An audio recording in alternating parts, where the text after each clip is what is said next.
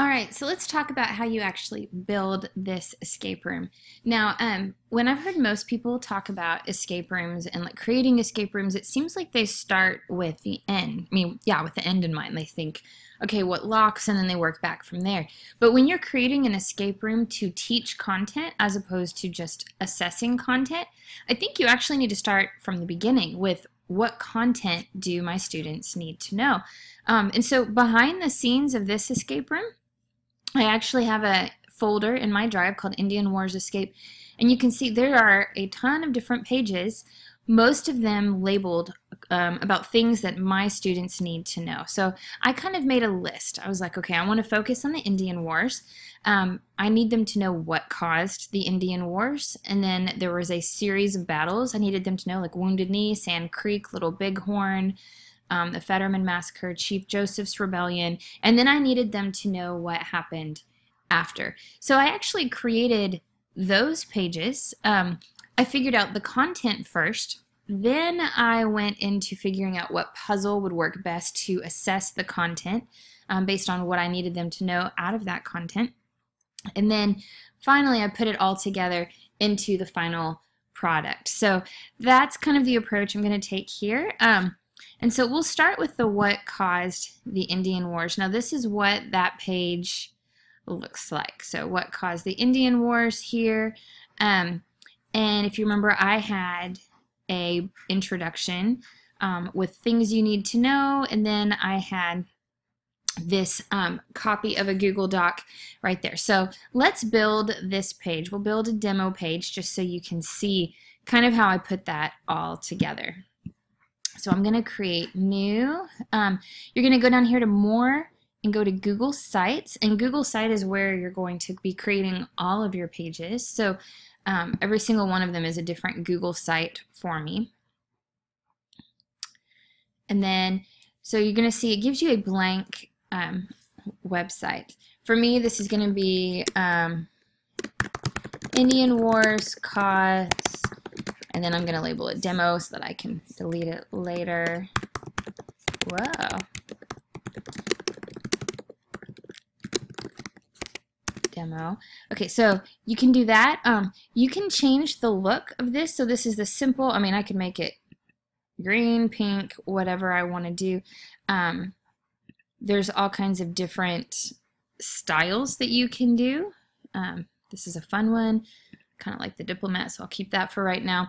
So you can play with that, with the different styles, whether you want a heavy font, a light, you know, so you have full control over the overall design. I would say to make it pretty cohesive across the entire escape room just for look's sake, but you can do whatever you want. And then in order to change this background image, go over here to change image, and you could upload an image, but I like to go to select image. It gives you this gallery of kind of basic things, but if you go over here to search, you can actually search. So if you're doing like the Revolution, you can search Revolution.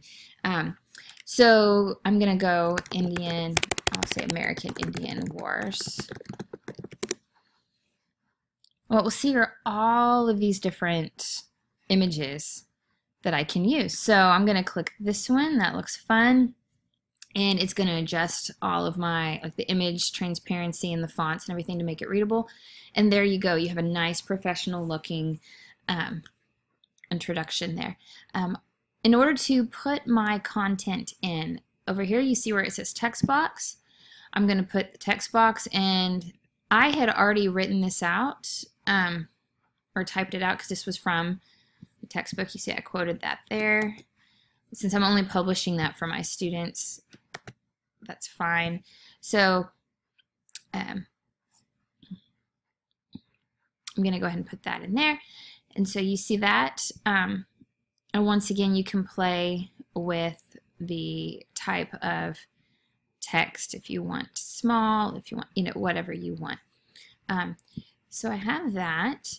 And then down here, because this is a really important section for me, you know, there's some that are you want your students exposed to it. They need to see it, have a general idea, and then there's some things where it's like really thick with information. They need to know. This is one of those things they need to know the cause and effect. And so I have a things you need to know section more for when they come back and study this than for the escape room itself. But I'm going to copy this.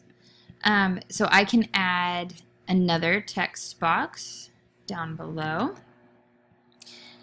Okay, so I have this. Now this is kind of looking, but over on the side, you can change the background. So you can regular, emphasis 1, emphasis 2. You could even put an image into the background if you wanted to make it super fancy.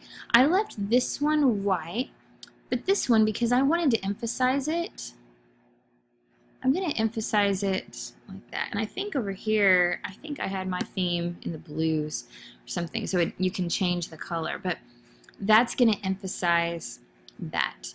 Okay, so now I was trying to figure out how do I make sure that the kids not only read this, but they actually get out of it these things. And that's where the puzzle comes in. Now you can tell, if you actually look close, there's certain letters that are highlighted. There's my demo. You can see it better here with the type of writing you did. I was worried that they wouldn't catch that. So I decided to do something different. If we open this up, it says, would you like to make a copy of the Indian Wars color lock? Make a copy. And what you will see is a Google Sheet that has questions and then answers, right? The questions and answers where it changes color. So let me teach you how to make that where you can embed it. So we're going to go to create a new Google Sheet. I'm going to put questions right here, answers right here, and then we're just going to, just for fun, here I'm going to move that, make that bigger. What is my favorite color? You could do something like this.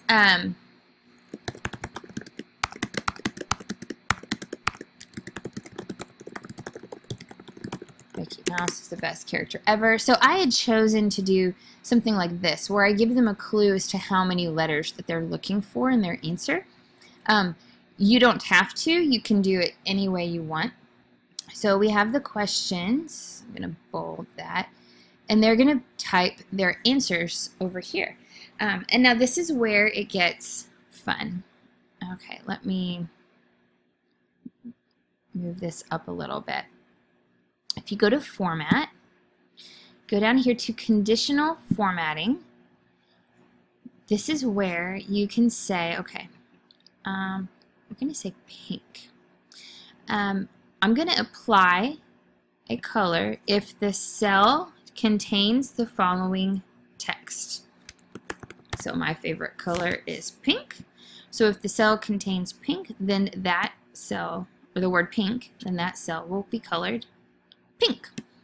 And so what you will see is if they try to type in blue, they get nothing. But if they type in pink, it turns pink. So what color is the sky? I'm going to click Add Another Rule. I'm going to come over here, change the color. My text will contain blue. And actually, instead of contain, you should probably say text is exactly, like up here. Yeah, we gotta do that. So text is exactly, and then we'll pick a different, we'll go purple. That's fun. M-O-U-S-E, done, Mickey Mouse. One thing you might want to do up here is you might want to give them a clue, whether it's lowercase or if you want all caps, give them a clue about the convention. But what I love about this is they have to get the answer. So they actually have to read, they have to get the answer, and then this is perfect for a color lock. So how do you share this? Well, you come up here to share, and oh, we need to give it a name. So I'm going to say demo color lock, get shareable link. Okay. And it says my link is copied to my clipboard. Now here's where you got to pay attention with me, because you don't want, since the students are editing this, you don't want all 20 students in your class on here at the same time. So I'm going to come back over here. I'm going to go to embed. Oh, that is not what I wanted.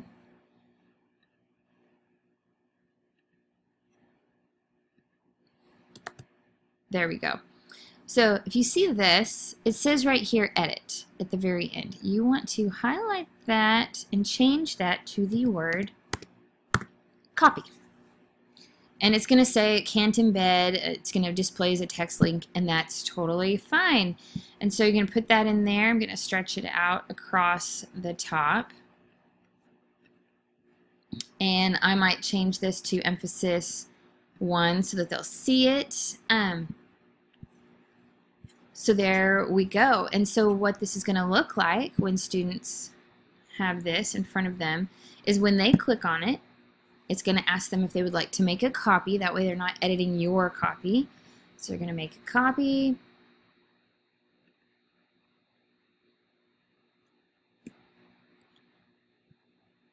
And I probably want to take the answers off before I share that with them. But so there we go. Let me try that again.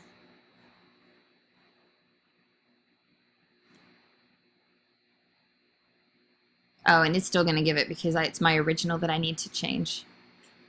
There we go.